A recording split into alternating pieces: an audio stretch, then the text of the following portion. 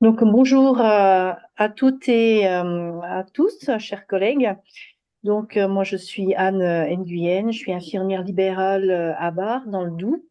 Et je suis aussi membre élu de l'Union régionale des infirmiers et infirmières de Bourgogne-Franche-Comté. Et donc, aujourd'hui, ce sixième webinaire auquel vous assistez est une action que nous menons depuis plus d'un an avec l'OncoBFC afin de vous apporter des nouvelles connaissances en oncologie et aussi pour favoriser les interactions avec les collègues hospitaliers. Donc, cette action est en partenariat avec l'OncoBFC, qui est représentée donc par Céline Ciodo et qui a contribué à l'organisation. Je la remercie. Et aujourd'hui, donc, c'est Madame Émilie Bay, qui est chef de projet référence de bonnes pratiques et soins en oncologie. Je recommence. Qui est chef de projet référence de bonnes pratiques et soins oncologiques de support à l'OncoBFC. Et donc, je vous remercie, Émilie, d'avoir accepté d'assurer cette présentation. Et je vous souhaite à toutes et à tous un bon webinaire. Merci à vous. Alors, si ça vous convient, je vais débuter donc la présentation des soins oncologiques de support par une toute petite présentation avant, très succincte, du DSRC OncoBFC. Les échanges avec les professionnels nous font savoir que peu de professionnels savent qui on est et ce qu'on fait. Donc, juste quelques diapos, 3-4 diapos, très rapides pour vous présenter qui nous sommes. Hop là, que je vous partage le bon écran. C'est bon. Donc, le super. Alors, je suis sur deux diaporamas différents, donc que je fasse pas de sottises. Donc, le DSRC OncoBFC, c'est le dispositif spécifique régional du cancer de Bourgogne-Franche-Comté. Anciennement, on était appelé les réseaux régionaux de cancérologie. Une information importante à savoir concernant les DSRC, c'est que nous sommes des composantes obligatoires dans l'organisation des soins de cancérologie sur la région. Il y a un DSRC par région de France et une des obligations des établissements de santé est d'être membre d'un DSRC labellisé par l'INCa, hein, c'est le cas de tous les DSRC en France, pour être autorisé dans le soin du traitement du cancer. Donc on est une composante obligatoire. Pour petit historique, on va dire, le DSRC OncoBFC est né de la fusion du réseau de cancérologie de Bourgogne et du réseau de cancérologie de Franche-Comté, donc Oncobourgogne et Oncoli, en juillet 2018, suite à la fusion des régions au niveau national. Comme je l'ai dit, on est un dispositif régional. Si les régions fusionnent, nous aussi. Donc nous voilà, OncoBFC. Et nos missions, elles sont régies par un référentiel organisationnel des missions des réseaux régionaux de cancérologie réalisé par l'INCa. Donc nos quatre axes principaux, nos quatre missions principales sont contribuer à la coordination et à l'organisation régionale de l'offre de soins en cancérologie et sa lisibilité, promouvoir la qualité et la sécurité des traitements des patients atteints de cancer, développer l'expertise et l'expérimentation des projets communs et innovants et accompagner les évolutions de l'offre de soins. Et l'intérêt de ce webinaire pour nous, contribuer à l'information et à la formation des acteurs, des patients et de leurs proches sur le parcours de santé en cancérologie. Donc, on répond à cette dernière mission avec votre sollicitation. Je vous en remercie. Donc, des outils concrets qu'on peut mettre en place et que vous avez peut-être déjà entendu parler, ça va être le DCC, le dossier communicant en cancérologie. Tous les patients atteints de cancer passent en réunion de concertation pluridisciplinaire et l'outil sur lequel s'appuie CRCP, c'est le dossier communicant en cancérologie. Hector, c'est un outil de recensement des essais cliniques qui est mutualisé avec le Grand Est. Donc, on couvre un bon quart de France des essais cliniques en cancérologie avec cet outil. Les références de bonnes pratiques médicales, les documents d'information patient, vous verrez dans la partie vraiment spécifique soins de support, des outils qui ont pu être créés à destination des patients, des soirées d'actualité, des journées de formation, l'amélioration des pratiques, bien sûr, et Là aussi, je vous remercie de nous avoir conviés puisque ça rentre bien dans le thème, renforcer la coordination ville-hôpital. Donc notre objectif commun et principal, c'est la qualité, améliorer la qualité de prise en charge des patients, quel que soit leur lieu de vie, et ça passe par accompagner les professionnels sur la meilleure prise en charge des patients. Très rapidement, c'est pour vous présenter un petit peu notre équipe. Donc, il manque une personne qui est arrivée lundi, qui est notre directrice. Mais nous sommes 8 qui composons l'équipe de la cellule de coordination. Et nous avons également 4 professionnels de santé sur le réseau adolescents et jeunes adultes, donc qui s'occupent de la prise en charge au niveau de la coordination des patients âgés de 15 à 25 ans. Donc, il y a 2 infirmières de coordination et 2 psychologues, une infirmière et une psychologue par site, une à Dijon, une à Besançon. Et nous sommes sous la présidence de Caroline Azéli. Voilà, c'était vraiment un petit point super rapide sur ce qu'est un DSRC et ce qu'est le DSRC de Bourgogne-Franche-Comté. Maintenant, on rentre vraiment dans le sujet pour lequel vous m'avez convié. Donc, les soins oncologiques de support. C'est quoi? Euh, Je suis permis, alors je ne savais pas trop l'outil, mais si ça vous va, on le fait par le chat ou on avance comme ça. Je vous ai fait des petits quiz, des mini-quiz. Pour vous, les soins de support visent principalement à quoi? Guérir la maladie, améliorer la qualité de vie ou remplacer les traitements médicaux? Si vous voulez juste quelques secondes, mettre 1, 2 ou 3. Améliorer la qualité de vie, pareil, améliorer la qualité de vie. Parfait, tout le monde répond le 2. Et vous avez totalement raison. Donc, guérir la maladie, c'est le rôle des traitements spécifiques, des traitements médicaux, de la chirurgie, de la radiothérapie. Ça n'est pas l'objet des soins de support. Remplacer les traitements médicaux, les soins de support sont un complément. Ça n'est en rien substitutif à des traitements médicaux. Donc, l'objectif principal des soins de support, c'est améliorer la qualité de vie du patient et de ses proches. Donc, une petite traduction un petit peu de littéraire. Initialement, les soins de support, ça vient des pays anglo-saxons et c'était le supportive care, ce qui signifie, ça désigne l'ensemble des soins et soutiens nécessaires aux patients parallèlement au traitement spécifique, lorsqu'il y en a et tout au long des maladies graves. Ou bien, parallèlement, en aucun cas, ça ne doit se substituer au traitement spécifique. L'objectif des soins de support, c'est d'avoir une approche globale du patient. C'est le prendre en charge sur sa totalité. L'objectif, c'est qu'ils améliorent la qualité de vie, que ce soit au niveau physique, psychologique ou social. C'est qu'ils participent à l'amélioration de la tolérance des traitements et de leurs effets secondaires à moyen et long terme. Donc, mieux va le patient, mieux il supportera ses traitements. C'est de prendre en compte la diversité des besoins du patient et de ceux de son entourage. On ne peut pas, en soins de support, prendre en charge un patient sur un élément spécifique sans se fier se prendre en compte son environnement social, son environnement, euh, les proches, les aidants. Est-ce qu'il est seul? Est-ce qu'il a la possibilité de se déplacer à la pharmacie, etc. C'est une prise en charge vraiment complète du patient et ce, quel que soit son lieu de prise en charge. Donc, que ce soit un patient qui soit pris en charge dans un CHU, dans un centre de lutte, dans un établissement périphérique ou en HAD, le patient doit avoir la meilleure qualité de prise en charge en soins médicaux, mais également en soins de support. N'hésitez pas à me couper ou à mettre dans le chat si besoin. Deuxième petit quiz.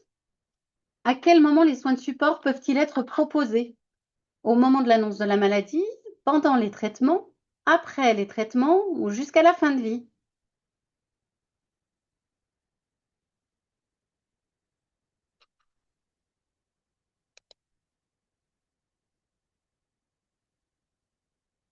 Allez, je vous aide un petit peu, plusieurs réponses possibles.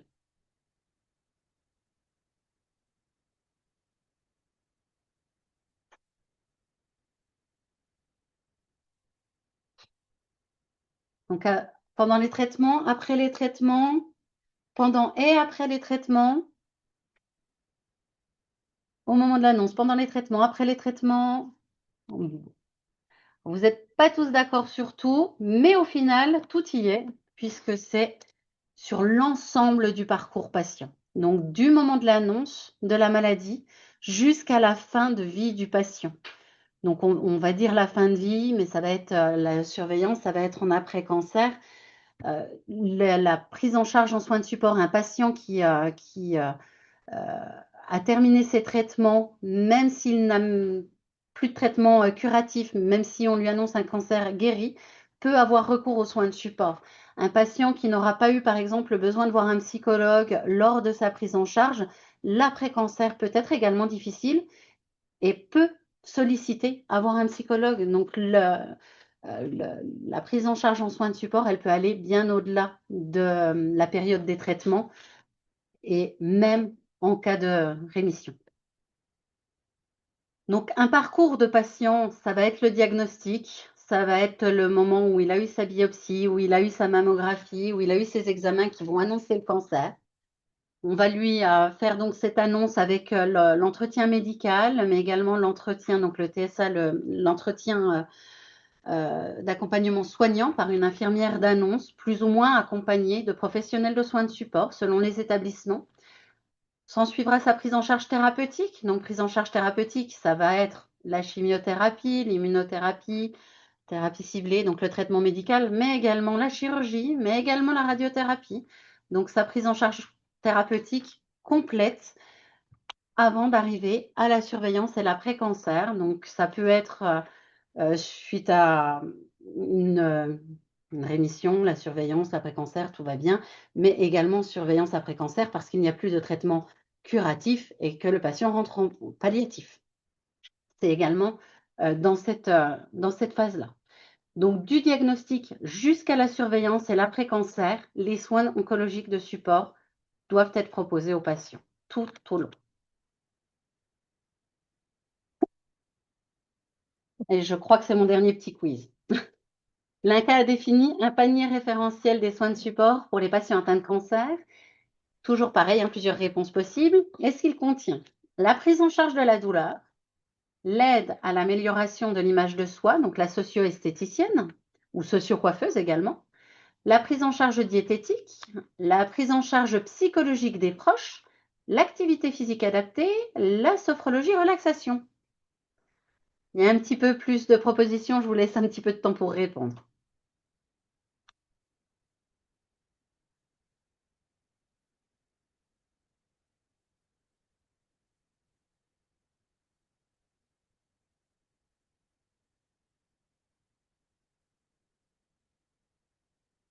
Les 6. Alors, 2, 3, 4, 5, 6. Donc, pas la douleur. 1, 2, 3, 5, 6. Pas la prise en charge psychologique des proches. 1, 2, 3, 4, 5, 6, tous. Alors, majoritairement, vous dites tous. Alors là, on est vraiment sur le panier référentiel des soins de support validé et défini par l'Institut national du cancer. Et les soins de support qui sont concernés, c'est la prise en charge de la douleur, c'est la prise en charge diététique, c'est la prise en charge psychologique des proches, l'activité physique adaptée.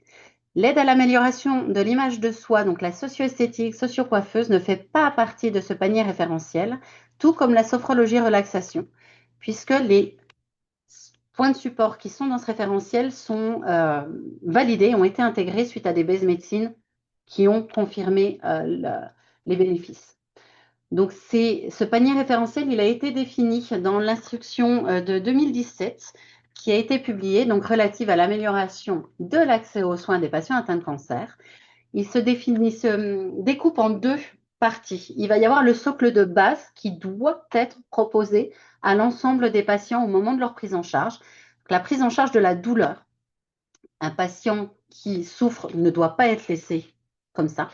La prise en charge psychologique, la prise en charge sociale, familiale et professionnelle et la prise en charge diététique et nutritionnelle. Ça, c'est les 4 soins de support qui doivent être proposés de manière systématique. enfin, je dis de manière systématique, il va de soi que pour la douleur, un patient qui n'a pas de douleur, voilà, ça ne va pas être proposé. Mais dans les besoins, l'évaluation des besoins, c'est aussi doivent pouvoir être proposés.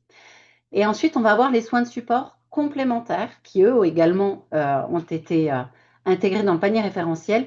Eux, ils vont plutôt faire partie des soins qui sont proposés suite à évaluation et réévaluation du patient. Donc, dans ces soins complémentaires, vous avez l'activité physique adaptée, vous avez les conseils d'hygiène de vie, donc c'est le sevrage tabagique, le sevrage alcoolique, enfin voilà, les choses comme ça, le soutien psychologique des proches et aidants. Donc, vous êtes quelques-uns à ne pas l'avoir mis dans le quiz, mais ça fait partie du panier référentiel INCA. Euh, un patient, il est entouré, il s'appuie beaucoup sur ses aidants, ses proches, et si ceux-ci vont mal, le patient, ce sera compliqué aussi de pouvoir l'accompagner. Donc, il est important de proposer le soutien psychologique aux proches et aux aidants, la mise en œuvre de la préservation de la fertilité et la prise en charge des troubles de la sexualité. Est-ce que ça vous paraît accessible et proposé à l'ensemble des patients pour vous?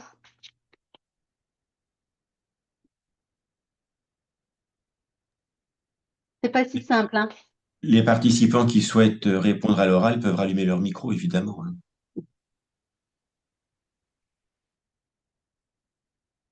Ah, c'est pas si simple hein, de pouvoir proposer. Ouais, c'est pas toujours proposé. En établissement, on va avoir de base la prise en charge de la douleur. Oui, la prise en charge nutritionnelle, il y a quasiment systématiquement des diététiciens dans les établissements. Il va y avoir une assistante sociale, il va y avoir un psychologue. C'est quand même extrêmement rare maintenant que ça ne soit plus proposé en établissement. Ça l'est un petit peu moins pour l'activité physique adaptée. Ça se développe de plus en plus, soit financé par les établissements, soit par les associations. Conseil de l'hygiène de vie, c'est souvent une prise en charge médicale, donc il va pouvoir y avoir une orientation. Soutien psychologique des proches et des aidants, il y aura le psychologue, donc ça peut être fait, mais c'est pas toujours évident de pouvoir suivre les proches. Préservation de la fertilité, c'est une obligation, mais c'est aussi plus simple car structuré. Il y a 3 centres sur notre région qui font de la préservation de la fertilité, une à Dijon et 2 à Besançon. Et les prises en charge des troubles de la sexualité, ça c'est pareil, c'est encore pas très évident parce que déjà peu de professionnels formés à l'heure actuelle, mais aussi eh ben pour un certain nombre de ces soins de support, pas de financement derrière pour pouvoir le proposer. Donc ils doivent tous être proposés, mais la mise en place n'est pas si simple pour autant. Donc plus globalement, hop là, je suis désolée, mon partage d'écran. Hop. Plus globalement, les soins de support concernent tous les soins qui permettent de gérer les conséquences de la maladie et des traitements. Donc, ils regroupent les 9 dont on vient de parler, mais également tout ce qui va être à la gestion des effets indésirables des traitements comme la fatigue, comme les problèmes digestifs, etc. L'amélioration de l'image de soi. Donc, il y avait un petit piège avec la socio-esthétique dans le quiz. Ils ne sont pas dans le panier du référentiel INCA, mais il n'empêche que c'est un soin de support. Ils aident à l'amélioration de l'image de soi. Et les soins palliatifs sont également euh, mis dedans, bien qu'il y ait des traitements, c'est que ce ne sont plus des traitements curatifs qui sont proposés par la prise en charge palliative. Je vous ai fait un petit focus parce qu'il est super intéressant, ce baromètre. En fait, l'AFSOS, c'est l'Association francophone des soins oncologiques de support. C'est la société savante des soins de support. A mené une enquête, enfin un baromètre en 2024, c'était le 3e qui réalisait. Donc, c'est une enquête nationale menée sur 23 établissements, mais qui inclut 2600 patients. Beaucoup de femmes par rapport aux hommes, hein, comme vous pouvez le voir, mais ça s'explique aussi parce que la majorité le cancer le plus fréquent reste le cancer du sein. Me demandez pas pourquoi 81% plus 18%, je ne sais pas où est passé le pourcent restant. C'est les chiffres qui ont été transmis. Donc, pour évaluer l'accès aux soins de support. Ce baromètre, il fait quand même ressortir que 70% des patients, donc quand même 2 tiers, se disent satisfaits de l'accès aux soins de support parce que ils ont eu ce qu'ils estimaient être les plus importants: la gestion des effets indésirables, le soutien psychologique, l'activité physique adaptée et certaines autres pratiques complémentaires. Mais, parce qu'il y a un mais, 70% qui ont accès, c'est bien, mais c'est quand même pas la totalité. Donc bon. Mais les soins de support, par contre, pour 30% des patients interrogés, euh, n'étaient pas suffisamment bien diffusés, informés. Les patients se déclaraient plutôt insatisfaits ou très insatisfaits de la communication, de l'information qu'ils ont pu avoir sur les soins de support. Et, parce que comme on le disait, la prise en charge en soins de support des patients, c'est tout au long de leur parcours. Seulement 21% des patients ont vu leurs besoins réévalués en cas de rechute et 17% à l'arrêt des traitements. L'évaluation des soins de support, elle devrait se faire tout au long du parcours du patient, même en post-traitement. Donc, quelles ont été les difficultés recensées? Pourquoi ces difficultés-là? Voilà, pourquoi ces difficultés-là? Donc, il y a eu la difficulté de savoir à qui s'adresser. Effectivement, s'il n'y a pas un annuaire ou une cartographie claire, ben, on ne sait pas où s'adresser en tant que patient, mais en tant que professionnel non plus. On ne sait pas où adresser les patients. Il y a la distance du domicile. Si c'est revenir en établissement, c'est pas toujours évident.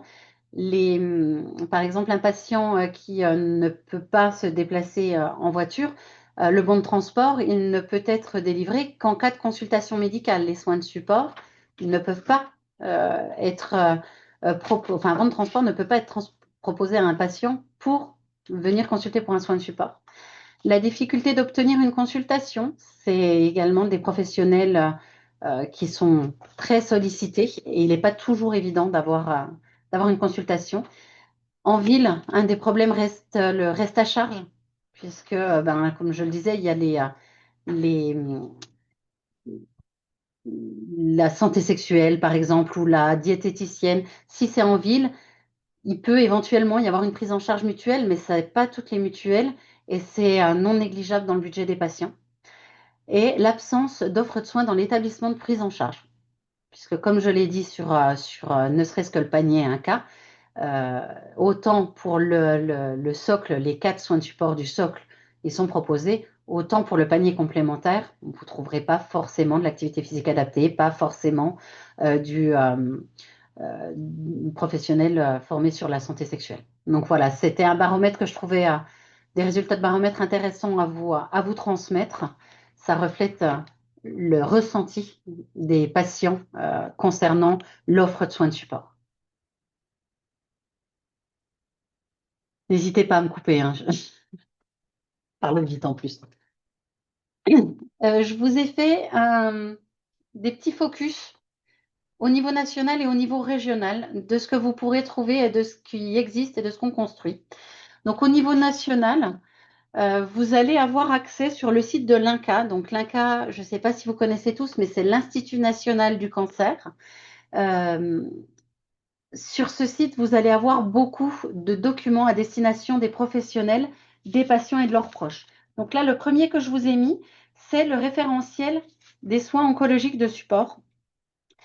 Il date de 2021 et dans ce document, vous allez pouvoir retrouver notamment des grilles de repérage des besoins en soins de support des patients.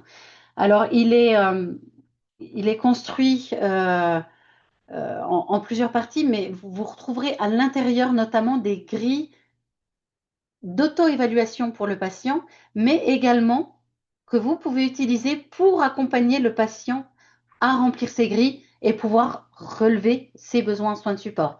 Donc, il y a 2 niveaux. Le premier, ça va être pour dégrossir le besoin du patient et la deuxième grille va plutôt être pour affiner ses besoins et permettre des orientations plus ajustées, plus spécifiques à ses besoins. Donc, voilà, vous retrouverez également des questionnaires douleur, vous retrouverez des questionnaires sur la dépression, vous retrouverez des évaluations pour la qualité, des questionnaires d'évaluation de soins de support plus globaux. Enfin, et également, et moi, ça m'est utile au quotidien au sein du DSRC, les professionnels et les formations que doivent avoir les professionnels pour exercer dans un des soins de support qui se trouve dans le panier référentiel 1K. Donc, par exemple, si on prend l'enseignant d'activité physique adaptée, ben, on va avoir la liste des professionnels qui peuvent prendre en charge les patients sur cette problématique-là et quels diplômes sont demandés pour ça. Toujours sur le site de l'INCA, vous pouvez commander. Alors, je vous ai mis une capture d'écran. Il y a le catalogue des publications. Vous pouvez aller les télécharger ou les commander. Donc, n'hésitez pas, puisque c'est gratuit, des documents à destination des professionnels. Donc, j'ai plutôt médecin généraliste pour ceux-ci. Et également, hop là, voilà, pour les patients. N'hésitez pas à les commander ou n'hésitez pas à nous en faire la demande si vous avez des difficultés à commander et on fera le relais. Et ces outils-là, ils peuvent être une bonne approche aussi avec le patient en fonction de leurs difficultés. Donc, c'est des outils simples d'accès, pratiques, donc autant ne pas s'en priver. Une autre structure donc, qui propose des outils, comme je l'ai déjà dit, il y a l'AFSOS, donc ils ont un site internet avec un accès à différents, je trouve plus le mot, pardon, de flyers ou livrets qui sont édités à destination des patients. Alors là, on ne peut pas les commander, mais par contre, ils sont téléchargeables et c'est des fiches, si vous êtes dans une maison de santé ou autre, qui peuvent être mises à disposition ou affichées dans les salles d'attente. Donc voilà, même chose, n'hésitez pas à aller voir, il y a pas mal d'éléments et ça peut aussi permettre d'ouvrir la discussion avec les patients ou simplement les orienter sur ce site pour aller voir les différents outils proposés. Il existe également, donc toujours sur le site de l'AFSOS, et là c'est vraiment le versant professionnel, des référentiels qui sont édités par des groupes de travail. C'est des référentiels qui sont avec un appel à participation nationale. Donc, on est sollicité, nous, par l'AFSOS. On est un biais de communication comme un autre. Hein, il y en a par d'autres canaux. euh, pour prendre part à l'actualisation ou la création, quand c'est un nouveau référentiel. Euh, je vous en ai mis quelques exemples là. Donc, ça va être à destination des professionnels pour des soins de support spécifiques. Et les actualisations ou les créations sur une année sont présentées lors des journées référentielles AFSOS qui tombent généralement en même temps que le congrès AFSOS en octobre. Alors en octobre à Lille, si jamais vous êtes intéressé. Donc là, je vous ai mis l'INCA, je vous ai mis l'AFSOS qui sont nationales et sociétés savantes pour l'AFSOS, mais vous avez également des associations. Et heureusement, les associations sont là, elles font énormément de travail et de documentation et de liens avec les patients. Vous avez notamment la Fondation ARC qui édite beaucoup de flyers spécifiques aux soins de support. Là, pareil, vous pouvez aller sur le site de l'ARC et vous pouvez en commander ou les télécharger, mais n'hésitez pas à en commander euh, pour pouvoir en proposer aux patients. Et la Ligue contre le cancer également. Alors là, je vous ai simplement mis l'exemple de leur livret soins de support, mais il y a également plusieurs fascicules qui présentent les autres soins de support plus individuels. Ça, c'est vraiment le livret qui inclut beaucoup, enfin, la globalité des soins de support. Donc, je vous ai mis ces deux exemples-là, mais il y a bien d'autres structures qui proposent des choses. Cette liste est très loin d'être exhaustive. Les associations proposent bien d'autres choses, donc n'hésitez pas à vous renseigner également en local auprès des associations proches du domicile du patient. Des fois, on a des belles surprises aussi. Donc, voilà pour ce qu'on peut trouver au niveau national. Est-ce que vous avez des questions sur ces points-là?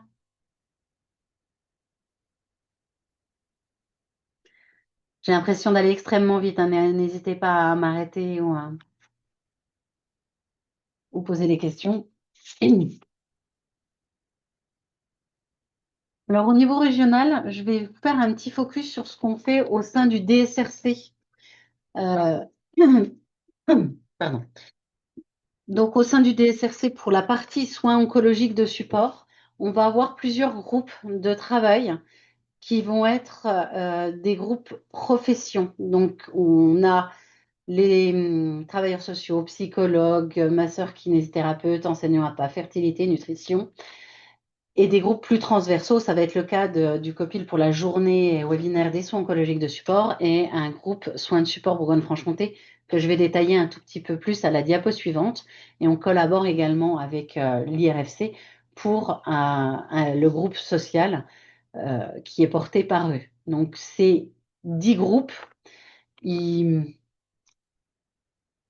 travaille vraiment selon leurs besoins. C'est des groupes de professionnels, donc on va répondre aux besoins des professionnels.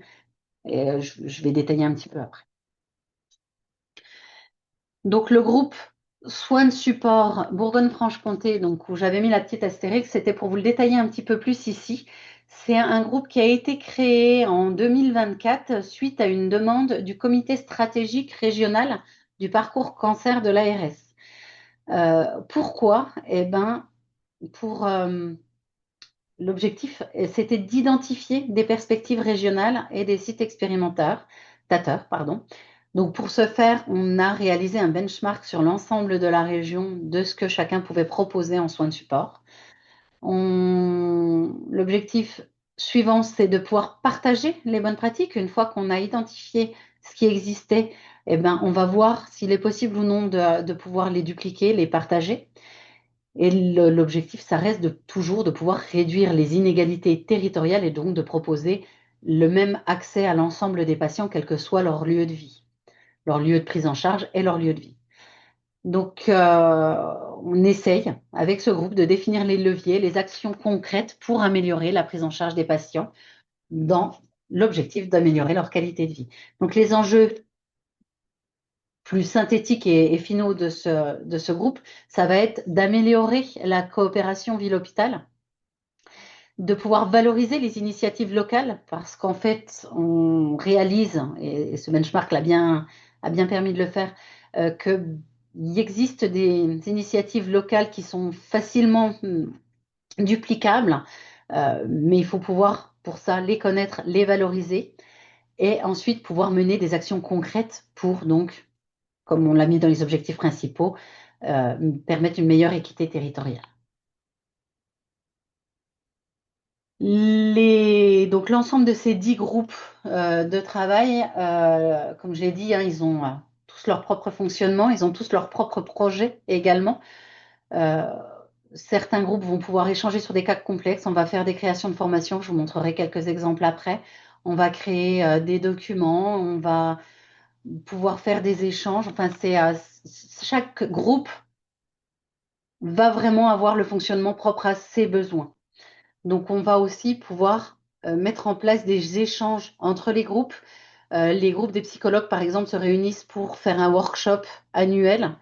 Les groupes de psychologues vont également, enfin, des membres du groupe de psychologues vont pouvoir aller faire une supervision vers un autre groupe. Ça a été le cas pour les kinés, par exemple, qui ont rencontré des difficultés, donc vont pouvoir échanger avec un psychologue du groupe pour pouvoir euh, apporter une aide sur le vécu de certaines situations. Et sinon, d'autres échanges spécifiques. On a eu, par exemple, les socio-esthéticiennes qui ont échangé avec les kinés pour savoir comment procéder sur le massage ou les produits appliqués sur une cicatrice post-chirurgie, par exemple. Donc, je vous ai mis un exemple, un panel un peu large de 4 formations qu'on organise et qui sont justement pilotées par ces groupes thématiques. Donc, on a fait une journée nutrition. La prochaine sera en avril 2026 puisque c'est une formation tous les 2 ans. Elle est destinée aux diététiciens et médecins nutritionnistes sur notre région, mais pas que hospitaliers. Bien sûr, à destination des professionnels, y compris de ville. Donc, excusez-moi.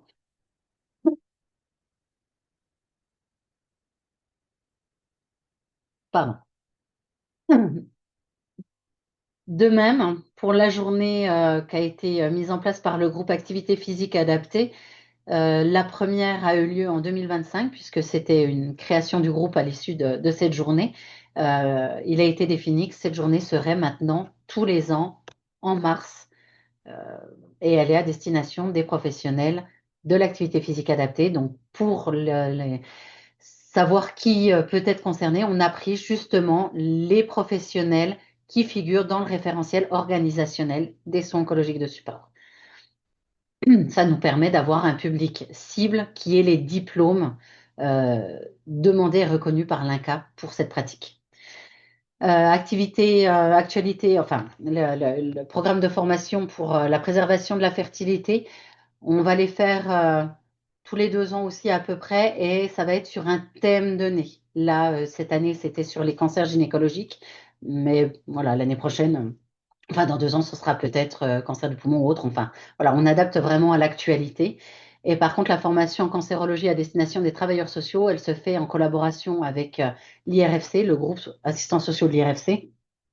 Et ça, c'est une formation qui est annuelle et où les travailleurs sociaux qui sont invités ne sont pas forcément ceux prenant en charge directement des patients atteints de cancer au quotidien, mais ça peut être aussi ceux des CCAS, des conseils régionaux, de l'éducation ou des entreprises comme la SNCF ou EDF qui sont des grosses structures et qui ont des services sociaux. Donc voilà, l'objectif de ces formations spécifiques, c'est qu'elles vont être destinées aux professionnels de la thématique concernée. Elles ne seront pas transversales, celles-ci. Ce qui me permet la transition sur la suivante, qui sont des formations, cette fois-ci, transversales des soins oncologiques de support. Donc, on a une journée annuelle. Alors, depuis 2023, elle est Bourgogne-Franche-Comté, mais depuis près de 15 ans, elle existait en Bourgogne et en Franche-Comté. Mais donc, depuis 2023, on l'a fait sur la grande région. Et c'est une journée qui est dédiée à l'ensemble des professionnels de santé et des professionnels de soins de support. Donc, que vous soyez en établissement ou que vous soyez libéraux, vous êtes les bienvenus à ces journées transversales des soins de support. Donc, les thématiques peuvent être assez variées. Il y a 2 ans, c'était les interventions complémentaires aux thérapies anticancéreuses. On en entend quand même énormément parler. C'est les traitements non conventionnels, enfin, les prises en charge non conventionnelles. L'année dernière, on a fait sur la communication en cancérologie et à chaque édition, on s'appuie sur les retours des questionnaires des participants. Et en 2024, ce qui était beaucoup ressorti, c'était les difficultés des soignants et le mal-être des soignants. Donc, on a décidé pour l'année 2025 que la journée soit autour de prendre soin des patients en prenant soin des soignants. Donc, la journée de 2025, elle a vraiment été axée autour de bien prendre soin de ses soignants. Voilà. Si on prend soin des soignants, on prendra soin ils pourront prendre soin des patients. Donc, le thème de 2026 n'est pas encore défini, mais la date, oui, puisque c'est tous les ans le dernier vendredi de septembre. Donc, n'hésitez pas à regarder notre agenda et à vous inscrire. Vous êtes tous les bienvenus à ces journées transversales. Une autre formation transversale, enfin, formation webinaire, exactement comme on est en train de le faire là, qui est susceptible de vous intéresser, c'est ce qu'on a mis en place depuis début 2025. C'est un focus d'1 heure le mardi, donc le dernier mardi de janvier, de mai et de novembre, sur une thématique spécifique. Donc, on a fait la santé sexuelle masculine, qu'est-ce que les soins de support, la prise en charge sociale des patients atteints de cancer. Donc, l'ensemble de ces webinaires, à part le premier de janvier, ce n'était pas encore le cas, mais les 2 derniers et pour tous les suivants, ils sont tous disponibles en replay sur notre chaîne YouTube. Donc, n'hésitez pas à aller regarder si vous avez une question ou voilà, c'est plutôt intéressant d'aller voir ces présentations-là. Je ne sais pas encore quel sera le thème de janvier puisqu'il sera défini dans 10 jours, mais en tout cas, je peux déjà vous dire qu'il sera le 27 janvier prochain. Donc, n'hésitez pas, pareil, à aller faire un petit tour sur notre site pour voir les différentes actualités de formation, notamment qui pourraient vous intéresser. Je vous ai mis des exemples d'outils qu'on peut créer avec les différents groupes et qui peuvent vous être utiles voilà, si le patient fait la demande ou si vous détectez un besoin. Pour le patient, vous pouvez aller faire un tour sur notre site internet, je vous montrerai où après, pour aller chercher ces outils. Donc, avec le groupe Fertilité, on a fait des flyers sur le suivi de la reprise de la fonction reproductive post-cancer, puisque il y a l'autoconservation qui est faite, mais il faut aller après, enfin, il y a une suite à ces préservations. Donc, il a été décidé par le groupe Fertilité de mettre en place ce flyer qui est distribué aux patients et il est propre à chaque établissement, puisque, comme je l'ai dit, il y a 3 centres de préservation de la fertilité sur la Bourgogne-Franche-Comté. Donc, il y a un flyer existant par centre. On est en train d'actualiser là en ce moment le document d'accompagnement socio-esthétique pour les patients. Donc là, c'est la nouvelle charte, il est en train d'être retravaillé, mais il sera très prochainement disponible également sur notre site. Et on est également en train d'en réaliser un spécifique pour les patients qui suivent une radiothérapie. Donc, si vous voulez, bon, je pense d'ici janvier, aller faire un tour sur notre site et le voir, ça donne plusieurs conseils pour vos patients. S'ils vous disent qu'ils ont une irritation, s'ils ont un problème de fanère, s'ils ont des questions concernant la perruque ou le soin du cuir chevelu avec une alopécie, ils peuvent retrouver des conseils et des petites astuces dans ces documents-là. Et je pense que vous avez plus souvent affaire aux questions de cet ordre-là des patients que peut-être quand ils sont dans les services d'oncologie. Le groupe nutrition a créé aussi des outils qui peuvent être intéressants alors au domicile du patient s'ils n'ont pas eu l'info avant. Ça va être le document des conseils nutritionnels. Donc, les généralités est un peu plus gros puisqu'il fait 8 pages avec différentes généralités concernant la prise en charge nutritionnelle du patient et notamment comment arranger un plat quand on a des difficultés à manger, etc. Enfin, c'est des outils assez, des petits tips en fait dedans pour pouvoir aider le patient, mais également des renvois sur des sites comme Nacre pour pouvoir aider à la prise en charge nutritionnelle et des flyers, enfin des flyers ont été créés en complément sur les problématiques spécifiques. Donc pareil, sur notre site internet, vous pouvez aller trouver ces fiches. Si vous avez un patient qui vous dit qu'il a une sécheresse buccale, des nausées, une diarrhée, vous pouvez, point de vue nutritionnel, hein, rien de tout ça ne se substitue au traitement encore, mais l'orienter sur ces fiches-là pour avoir des outils pour pouvoir soulager ces effets indésirables-là. Le groupe avait également créé un petit fascicule sur la pose de la nutrition entérale. Ça permettait aux patients d'avoir le schéma où le diététicien dessinait pour expliquer comment allait être posée la sonde, mais également de pouvoir repartir avec ce document que le patient puisse expliquer à sa famille pour que la famille ne soit pas inquiète aussi derrière du patient qui a ça et voilà, expliquer que ça n'est un frein à rien en fait. Et ce dernier outil-là, c'est plus pour le suivi entre la ville et l'hôpital pour les prestataires. Le relais qui peut se faire avec le diététicien d'établissement, euh, c'est un document à compléter qui va euh, reprendre tous les éléments dont le diététicien d'établissement a besoin pour le suivi nutritionnel du patient euh, suite à la prise en charge par le prestataire au domicile du patient. Là, c'est des documents, alors ceux-ci sont légèrement modifiés puisque j'étais en réunion avec le groupe des psychologues ce matin et nous avons finalisé ces 2 documents. Donc ça, c'est une affiche à mettre dans les services sur le soutien psychologique des patients et un flyer qui sera également mis à disposition des patients dans les différents services sur l'orientation auprès d'un psychologue qui peut être faite pour les patients. Donc là, c'est vraiment acté vers le psychologue du service, mais comme on le met dedans, donc dans les deux documents, un relais est possible à proximité du domicile du patient, donc que ce soit par la Ligue ou par d'autres dispositifs. Et donc, on orientait dans ce cas vers le médecin traitant qui reste un rôle pivot et coordonnateur du parcours du patient. Et ça, c'est alors j'aurais pu le mettre un peu avant puisque c'est un outil qui a été construit par le groupe demandé par le comité stratégique régional Parcours Cancer de l'ARS. Donc, dans On avait dit que l'idée était de voir les bonnes pratiques pour pouvoir les mettre à disposition de manière plus large. Et ben, on a eu une présentation et un focus fait par les deux services qui possèdent un HDJ soins de support, donc un hôpital de jour soins de support, pas des soins de support proposés dans un hôpital de jour d'oncologie, mais vraiment enfin, pour ceux que ça parle, ils ont leur propre UF, c'est leur propre unité en fait dans un hôpital. Et donc l'objectif de ce document-là, c'était vraiment avoir un guide des différentes étapes à la mise en place d'un hôpital de jour soins de support.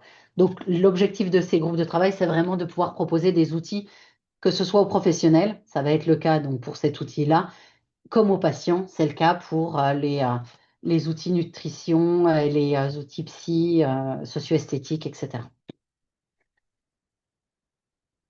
Pour finir, j'ai bientôt terminé. Donc, vous retrouverez sur le site internet oncobfc.com, donc du DSRC, sur la droite du site, toute une partie dédiée aux soins de support. Donc, dans chaque onglet, vous allez pouvoir retrouver déjà, qu'est-ce que ce soin de support-là et les différents outils qui ont été créés par les groupes, mais également des outils qui ont été euh, validés ou mis en avant par les groupes de travail pour être affichés dedans. Ça va être aussi des outils qui peuvent être nationaux ou issus d'autres régions ou de sociétés savantes. Et il y a l'annuaire des soins oncologiques de support. Donc ça, c'est dans nos textes, on doit avoir proposé une lisibilité de l'offre de soins. L'annuaire soins de support sur notre région, il est actuellement proposé uniquement aux structures et pas en individuel. Donc, on envoie un mail aux structures hospitalières ou en tout cas autorisées en cancérologie, mais également aux associations, également au CPTS, et également aux maisons de santé dont on a les référencements pour y figurer, pour que puissent y figurer les soins de support proposés, pour qu'on puisse offrir une cartographie la plus claire possible pour les patients, mais également pour les professionnels quand un patient cherche une orientation et ne peut pas la trouver de lui-même facilement. Donc, il n'est à l'heure actuelle pas encore exhaustif. On a bon espoir qu'il le devienne, mais en tout cas, il est en constante évolution. Donc, vous avez la possibilité de faire un filtre, enfin un tri des annuaires soins de support, soit par le soin oncologique, soit par le public accueilli, soit par le département. Alors, clairement, les filtres principaux vont être le département et le soin de support recherché. Voilà un exemple de fiche d'établissement quand vous allez sélectionner un établissement, quand vous allez ouvrir. Ça va vous proposer l'établissement, les autorisations, parce qu'on est sur la fiche établissement, donc tout ce qui concerne cet établissement va ressortir, mais ensuite, en dessous, vous aurez les soins de support proposés au sein de cet établissement. Je vous ai mis quelques autres exemples de ce qui se fait sur la région, donc qui ne sont pas portés par le DSRC, mais qui ont un vrai intérêt pour les patients et pour le post-traitement également. Alors là, je vous ai mis le diplôme universitaire activité physique adaptée, nutrition et cancer, puisque l'objectif, c'est de proposer un DU spécifique cancérologie pour la prise en charge des patients en activité physique adaptée, toujours adaptée. Je vous ai mis l'exemple du programme PEPS et Cap Bien-être, qui sont des programmes post-traitement proposés aux patients atteints de cancer. Et également, je vous ai mis On connecte à l'emploi, qui est quelque chose de proposé par l'Institut régional fédératif du cancer de Franche-Comté, donc l'IRFC, sur la reprise du travail pour les patients. Un autre projet, et cette fois-ci, je pense que c'est le dernier, qui a été alors, au niveau national, hein, qui a été mis en place sur l'ensemble des régions, des projets portés par les ARS, c'est des appels à projets de parcours de soins global après le traitement d'un cancer. Donc, sur notre région, l'ARS a fait 3 appels à projets à 3 ans d'intervalle, enfin à 1 an d'intervalle sur 3 ans. L'objectif de ce parcours, c'est de pouvoir proposer aux patients, dans les 12 mois qui suivent, l'arrêt de ces traitements. Donc, on parle de l'arrêt des traitements euh, spécifiques à la prise en charge. Comment dire, un patient qui va avoir une hormonothérapie pourra quand même rentrer dans ce protocole-là, puisque l'hormonothérapie va durer plusieurs années. mais on est vraiment sur les 12 mois suivant l'arrêt de la radiothérapie, suivant la chirurgie ou suivant la prise en charge en oncologie. Donc, ça va permettre de financer un bilan d'activité, enfin, fonctionnelle et motivationnelle d'APA, d'activité physique adaptée, et ou un bilan de diététique suivi de consultation et ou un bilan psychologique suivi de consultation. L'enveloppe pour ça, elle est de 180 euros. Donc, avec un financement de séances et de bilan. Alors, le bilan, vous voyez que le bilan pour l'APA, alors que pour la diététique et la psychologique, c'est bilan et ou consultation. Mais APA, c'est uniquement bilan. Donc, le problème, ça va être le reste à charge derrière. Donc, sur notre région, il y a quand même des possibilités d'avoir des prises en charge pour l'activité physique adaptée. Mais voilà, donc l'enveloppe par patient pour ces prises en charge-là, elle est de 180 euros. Donc ça reste quand même sur du courte durée. Les structures qui ont été retenues lors des appels à projets, il y a l'IRFC, donc l'Institut régional fédératif du cancer de Franche-Comté, qui va couvrir l'ensemble du territoire de Franche-Comté. Le centre Georges-François Leclerc à Dijon, la clinique Paul Piquet à Sens et la FEMASCO, mais la FEMASCO pour quelques maisons de santé. Donc, bien sûr, la FEMASCO passe sur l'ensemble des maisons de santé. Donc, ils avaient sollicité quelques maisons de santé, s'étaient positionnés pour en faire partie. En résumé, les soins de support font partie intégrante du parcours de soins. Ils ne doivent pas être laissés de côté. Il y a le soin thérapeutique du cancer, mais il faut avoir l'approche globale de la prise en charge du patient. Donc, les soins de support ne doivent en aucun cas être oubliés. Et l'importance de la liaison ville-hôpital dans les soins de support également. Vous êtes au plus proche des patients. Donc, s'il y a un besoin qui n'a pas été recensé par la ville, par l'hôpital au moment de la prise en charge hospitalière du patient, n'hésitez pas à pouvoir relayer l'information des soins de support aux patients et en lien avec votre CPTS, avec le médecin traitant. N'hésitez pas à nous contacter si besoin. Enfin, voilà, il y a une réelle importance de ces liaisons ville-hôpital.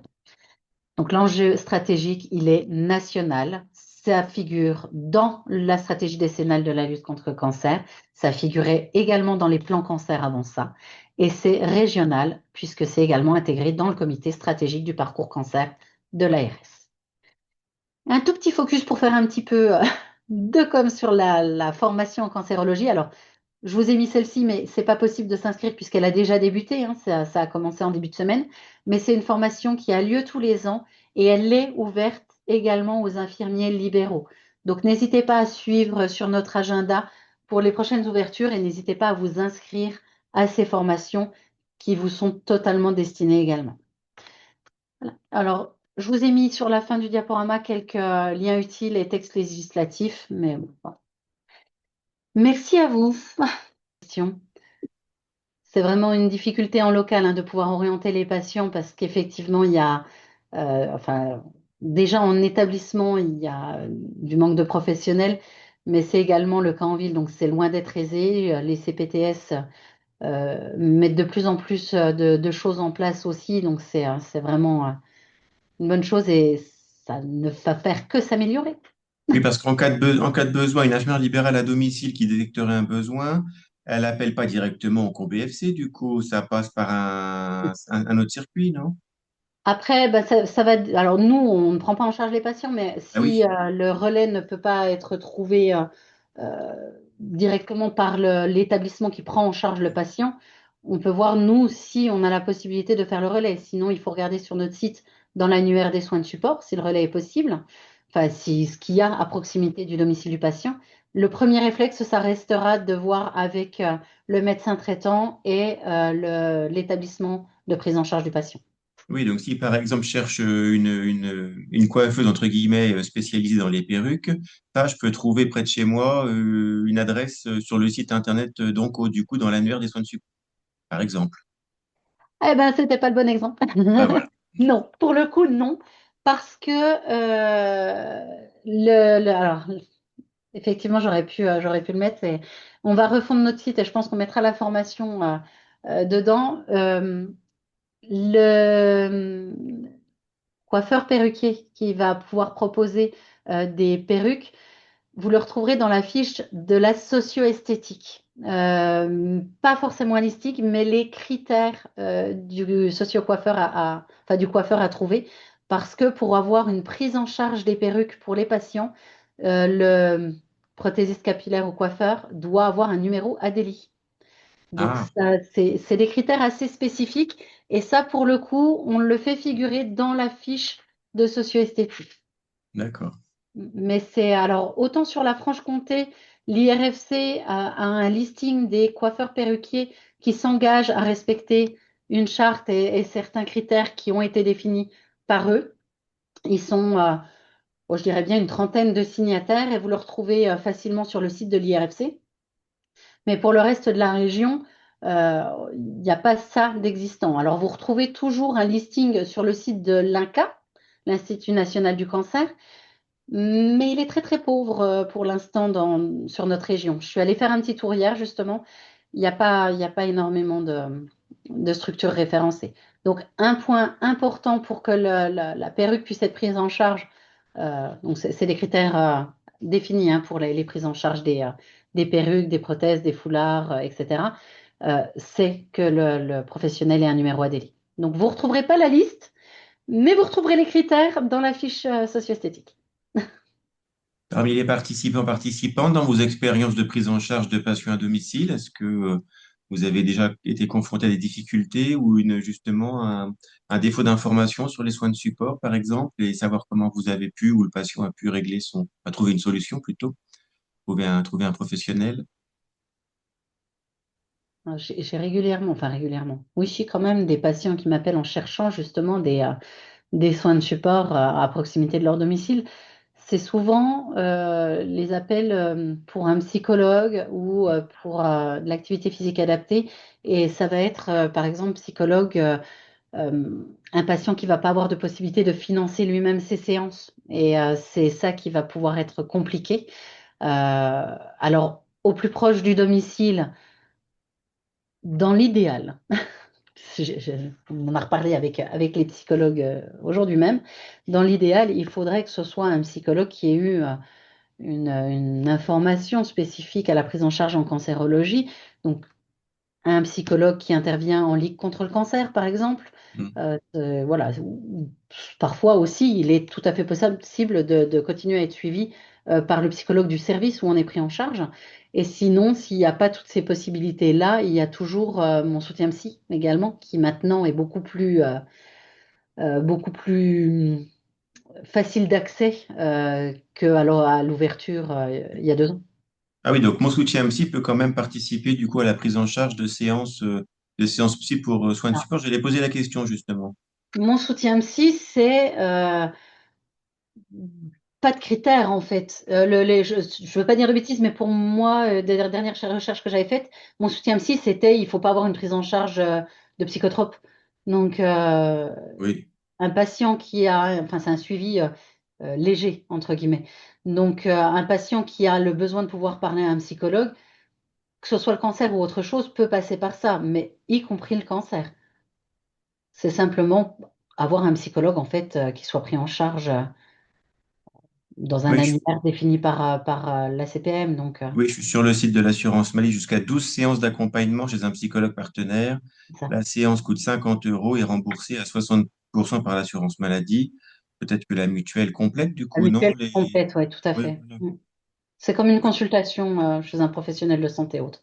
Toute personne dès 3 ans, effectivement. Donc, Mais oui, par donc contre, c'est quand même. il faut bien être vigilant et bien que ce soit un professionnel qui figure dans l'annuaire. On ne peut pas appeler n'importe quel psychologue en disant, ben, non, mais je vais être pris en charge par mon soutien psy. Non, c'est des psychologues qui ont été référencés. Oui, c'est ça. Oui, c'est ça. Donc, Mais ce n'est pas spécifique à la cancérologie, mais ça permet un accès à un psychologue quand on ne peut pas en financer un soi-même aussi. mm. Mais le premier recours qu'on va donner si on ne peut pas aller voir le psychologue d'établissement, c'est voir s'il y a un psychologue de la Ligue à proximité. Ah, d'accord. Oui, qui est partenaire de la lutte contre le cancer, du coup, c'est ça? Ben oui, alors souvent ils sont embauchés par la Ligue. Ah, carrément salarié de la Ligue, d'accord. Après, d'autres ligues peuvent financer des séances. Enfin, chaque comité de ligue fonctionne indépendamment, donc il faut contacter la ligue de secteur et voir ce qu'ils proposent. Et pour les enseignants à pas, est-ce qu'il y a une offre sur la région Bourgogne-Franche-Comté un peu développée ou est-ce que c'est encore un peu débutant comme Alors, non, il y a quand même beaucoup de choses qui peuvent être proposées. Il y a pas mal de structures qui sont en place. Alors, avec le groupe d'activité physique adaptée, on va travailler sur l'année 2026 à une cartographie claire des professionnels, y compris en ville, d'activité physique adaptée, et également le financement. Enfin, voilà, s'il reste à charge ou non, un reste à charge pour le patient. Donc, voilà, ça, c'est notre axe de travail à partir de janvier. On Hmm. espère pouvoir le mettre à dispo assez rapidement. Mais sinon, on peut voir avec notre établissement de prise en charge, généralement, ils ont tous les liens d'associations ou de professionnels qui prennent en charge. On en a déjà, enfin, voilà, sur la Franche-Comté, on peut orienter via l'IRFC parce qu'ils ont une cartographie et ils proposent des choses. Côté Bourgogne, j'ai en tête pas mal d'associations qui le proposent également. Mais voilà, la cartographie permettra de rendre ça complètement transparent. Oui, oui, bien sûr, bien sûr, bien sûr. Mais ça fait partie de nos axes de travail à court terme. Oui, parce que là, du coup, on n'est pas comme sur mon soutien psy, du coup, pour les activités à pas, du coup, c'est du financement, C'est alors ça. personnel, et puis peut-être par les 180 euros de prise en charge annuelle, du coup. C'est uniquement le bilan. Ah oui, c'est vrai, uniquement le bilan. Mais par contre, il y a donc qui existe sur la région Bourgogne-Franche-Comté, il y a Sport Santé. Donc sur si vous allez sur leur site, c'est Espace. Oui, Espace. Bah, vous tapez Sport Santé ARS comme ça, vous les trouvez facilement. Et il y a une cartographie. Et là, il y a une prise en charge qui peut être faite. Je ne peux pas vous dire de bêtises parce que j'ai plus exactement. Je crois qu'on commence à 50% de la prise en charge, mais c'est auprès de professionnels. Euh, qui ont signé un engagement auprès de Sport Santé. Voilà, donc ça peut être une bonne partie de prise en charge qui peut être faite par Sport Santé. Oui, je vais dessus, justement, là, oui. Bah, notamment les enseignants à pas qui font des activités en maison de santé, par exemple. Oui, tout à fait. Alors, c'est Espace, le portail réseau Sport Santé Hmm, Bourgogne-Franche-Comté. tout Voilà. à fait. Et c'est sur prescription. Par contre, c'est sur prescription, oui, tout à fait. Bon, À après, l'op- un patient en ALD 30, à voilà. l'opposé, mais à l'opposé du parcours psychologue, par exemple, ou le Ah non, psychologue. voilà. Le parcours psychologue, vraiment, c'est juste trouver un professionnel à proximité facilement, et encore facilement, ça dépend du secteur, euh, mais on n'est pas spécifique à une problématique de santé. Là, pour le coup, le réseau Sport Santé BFC, on est sur une problématique de santé. Oui, oui, oui. Et tout ça, par exemple, parce que tout à l'heure, vous disiez que pour le psychologue, enfin, ou pour même pour les perruquiers, c'était d'abord le médecin traitant. Vous pensez que les médecins traitants sont assez informés de tout ça, du coup, pour être un relais d'information pour les patients, du coup? Je ne saurais vous dire. Je n- J'ai un doute. Oui, parce que Mm. c'est pas toujours simple d'être toujours au point sur toutes ces problématiques, hein, et on peut le comprendre d'ailleurs, hein. Mm. Après, c'est pour ça que je disais où l'établissement prend en charge le patient. Oui. Le médecin traitant a vraiment son rôle pivot dans la prise en charge du patient. C'est pour ça que pour nous, c'est toujours le premier recours. Mais Et autre question, mais dans le même sens, si un soignant libéral fait appel à un DAC, un dispositif d'appui à la coordination, un relais sera fait du coup avec vous, DAC, DSRC, alors, nous, on ne prend pas en charge directement de patients. Nous, non, mais pour une recherche d'un professionnel de soins de support, par exemple, pour adresser en termes de sites ressources, de documentation, de plus en plus les libéraux appellent les DAC, du coup, hein, en ah termes bah oui, d'appui. oui, oui, bah, ils ont un énorme rôle, les DAC. Et à l'heure actuelle, j'ai encore jamais eu d'appel des DAC. Je pense que pour le coup, ils ont les ressources. Oui, d'accord. Ils savent réorienter directement. Oui, ah bah, je pense, enfin, j'ai jamais eu d'appel pour le coup de leur part. Je parlais tout à l'heure de la journée de formation à destination des travailleurs sociaux. On a systématiquement des DAC qui y participent. Donc, je pense qu'ils ont les informations, ils savent où les trouver. Puis, il saurait vous trouver, vous. Après, voilà, on répond de toute façon. Non, parce que Quand on a l'information, on de aimerait plus en avoir plus, plus d'informations. effectivement, on fait passer l'info que quand un soignant libéral rencontre une difficulté, une complexité dans une prise en charge, appeler le DAC de département Mm. est une très bonne option Ah bah oui. pour ne pas rester seul devant une problématique. Ah bah ils ont un rôle qui est réellement primordial maintenant dans la prise en charge, le lien ville-hôpital et l'aide en ville pour le patient. Oui, oui, oui, tout à fait. Après, je l'ai pas dit là, mais n'hésitez pas à nous envoyer, si vous le souhaitez, vos adresses mail pour recevoir les informations, notamment de nos formations ou autres, si vous êtes intéressé pour les infirmiers libéraux. Voilà, on n'hésite pas à relayer nos informations en direct quand on les a, mais après, je sais qu'en vous les transmettant aussi à l'URPS, vous pouvez aussi faire relais, mais voilà, n'hésitez pas si vous avez le Ça souhait arrive, ça d'informations. arrive qu'on fasse relais, évidemment. Après, effectivement, quelqu'un d'intéressé peut s'inscrire directement sur votre site. Ce sera encore plus direct pour être sûr de recevoir toutes les informations, bien sûr. Mais maintenant, on voit aussi la demande qui émane des infirmiers libéraux et notre listing de diffusion s'étoffe également pour avoir accès. Donc là, sur votre site, c'est quoi? C'est faut aller dans l'actualité pour s'inscrire à vos informations? Ou comment ça, où est-ce qu'il faut vous écrire directement, en fait? Il y a un formulaire ou faut Très vous bonne faire un mail? question. Pardon? C'est une très bonne question. J'avoue que je me suis jamais inscrite dessus, donc je Non, mais reçois des infos en direct, moi. c'était pour donner l'info tout de suite, en fait, du Oui, oui, coup. tout à fait. Je vais voir parce que Céline saurait nous le dire. Bon, je crois que le mieux, ça reste. Ah, c'est pour recevoir notre newsletter, quand on va dans recevoir notre newsletter. Mais sinon, il ne faut pas hésiter à écrire à contact@oncobfc.com. C'est le plus simple, comme ça on vous référence directement au bon endroit. Et parce que du coup, vous faites des envois ciblés selon les professions, peut-être, du coup. C'est ça. Hmm. Si c'est une formation qui va être là, celle que j'ai montrée, qui a déjà débuté pour 2025-2026 pour les infirmiers, on va effectivement cibler les infirmiers, les cadres, etc., dans les établissements, mais également tous les infirmiers libéraux. Et Hmm. là, par exemple, sur la session de cette année, il y a 2 infirmiers libéraux d'inscrits. Oui, parce que c'est pas toujours simple, hein, non seulement de se libérer en termes de planning, mais aussi pour la prise en charge de la formation. Parce que du coup, vos formations comme ça, du Ah, coup, j'ai pas compris. elles sont Alors, forfait DPC, elles sont pas forfait DPC, comment ça alors, fonctionne? elles ne le sont pas. Alors, on va voir, là, on a une de nos collègues qui œuvre pour qu'on devienne Calliope. Oui. La chose à savoir, alors, je suis désolée, j'ai le hoquet. La chose à savoir, c'est que nos formations, pardon, sont dispensées à titre gracieux.